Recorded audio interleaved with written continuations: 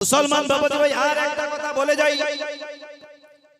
ইমাম সাহেব সপ্তাহে কিংবা মাসে একদিন অথবা দুদিন নিয়ে ছুটি নিয়ে যখন বাড়িতে যায়, ওই সময় নামাজি তো দূরের কথা, অনেক সময় টাইম মোতাবেক মসজিদে আজান দেওয়ার লোক পাওয়া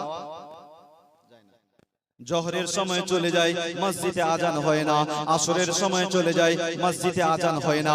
মুসলমান বাবাজি ভাই একটা কথা আপনাদের নলেজে দিয়ে যাই, আজ আমাদের মধ্যে বহু মানুষ আছে যারা মসজিদ মাদ্রাসাকে নিয়ে রাজনীতি করে কি করে না বাবাজি ভাই, যারা মসজিদ মাদ্রাসাকে নিয়ে রাজনীতি করে এরা এখন বুঝবে না, মরলেই বুঝবে। বাবাজি ভাই মসজিদ মাদ্রাসা তোমার প্রপার্টি নয়, মসজিদ মাদ্রাসা তোমার ঘর নয়। মসজিদ হচ্ছে কার ঘর? কার ঘর? আল্লাহর ঘর।